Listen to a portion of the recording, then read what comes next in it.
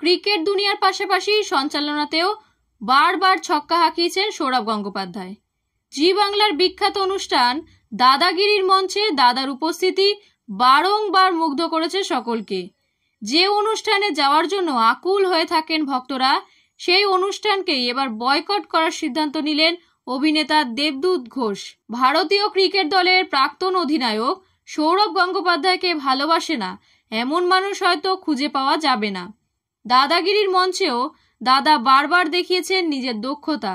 তবে বিগত বেশ কয়েক মাসে শাসক দলের সঙ্গে ঘনিষ্ঠতা কিছুটা হলেও ইমেজ নষ্ট করেছে সৌরভ গঙ্গোপাধ্যায়ের।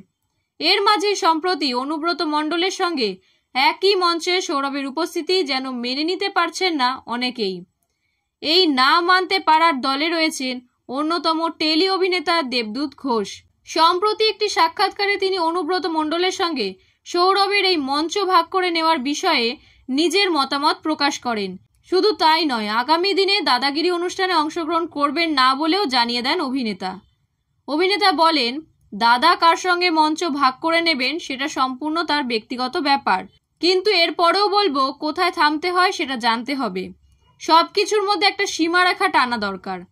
সৌরভের মতো আন্তর্জাতিক একজন ব্যক্তিত্বকে সকলের সঙ্গে মঞ্চ ভাগ করে নেওয়ায় মানায় না। দেবদূত আরও বলেন, সৌরভের আমি বিশাল বড় ভক্ত। এর আগে দাদাগিরিতে বহুবার অংশগ্রহণ করেছি আমি, তবে আগামী দিনে এই অনুষ্ঠানে ডাক পেলেও হয়তো অংশগ্রহণ করব না।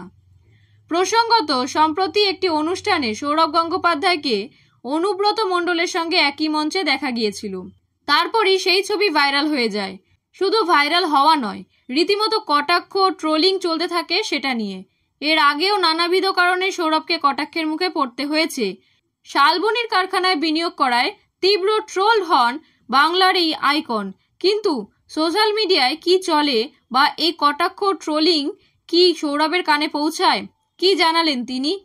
এদিন একটি অনুষ্ঠানে এই বিষয়ে কথা বলেন সৌরভ গঙ্গোপাধ্যায়। তিনি স্পষ্ট করে জানিয়ে দেন, ট্রোলিং তাকে স্পর্শ করে না। তার কথায়, ওসব নিয়ে আমি ভাবিই না। অনেকেই অনেক কথা বলতে পারেন, কিন্তু সেসব আমি গায়ে লাগাই না। আমায় হাজার হাজার মানুষের সঙ্গে কথা বলতে হয়, মঞ্চে থাকতে হয়, নানা জায়গায় যেতে হয়। আমি তো একজন পাবলিক ফিগার। সৌরভ এদিন আরও জানিয়ে দেন, আমায় নিয়ে কে কি বলছে, কেন বলছে, এগুলোর কোনো উত্তর থাকে না। অন্য কারো কথা আমার কাছে বিশেষ গুরুত্ব পায় না। আমায় যদি কথা বলতে বলা হয়, প্রশ্ন করা হয় খেলা নিয়ে, করলেই ভালো। আমি তো খেলার দুনিয়ার লোক, আমি সেই প্রশ্নের উত্তর দিতে পারবো।